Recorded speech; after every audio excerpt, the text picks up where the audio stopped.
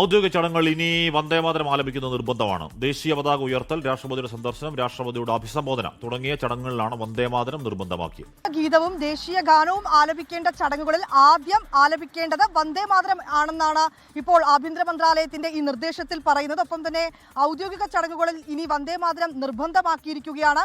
അത് പതാക ഉയർത്തൽ, രാഷ്ട്രപതിയുടെ സന്ദർശനം, രാഷ്ട്രപതിയുടെ അഭിസംബോധന തുടങ്ങിയ ചടങ്ങുകളിൽ വന്ദേമാതരം നിർബന്ധമാക്കിയിട്ടുണ്ട്. ഒപ്പം തന്നെ വന്ദേമാതരത്തിന്റെ 6 ചരണങ്ങളിലുള്ള 3 മിനിറ്റ് 10 സെക്കൻഡ് ദൈർഘ്യമുള്ള പതിപ്പാണ് നിർബന്ധമാക്കിയിരിക്കുന്നത്. ഗവർണർമാരുടെ പരിപാടികളിലും വന്ദേമാതരം നിർബന്ധമാക്കിയിരിക്കുകയാണ്.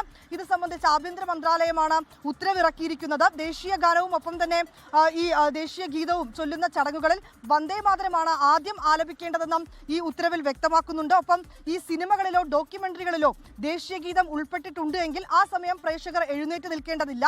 മറ്റ് ഔദ്യോഗിക പരിപാടികളിൽ ഇത്തരത്തിലേക്ക് വന്ദേമാതരം ആലപിക്കുമ്പോൾ സദസ്സിലുള്ളവർ എഴുന്നേറ്റ് നിൽക്കണമെന്നാണ് ഈ നിർദ്ദേശത്തിൽ പറയുന്നത്. ദേശീയ ഗീതം ആലപിക്കാവുന്ന ചടങ്ങുകളുടെ പട്ടികയിൽ ഈ സ്കൂൾ അസംബ്ലികളെയും ഉൾപ്പെടുത്തിയിരിക്കുകയാണ്.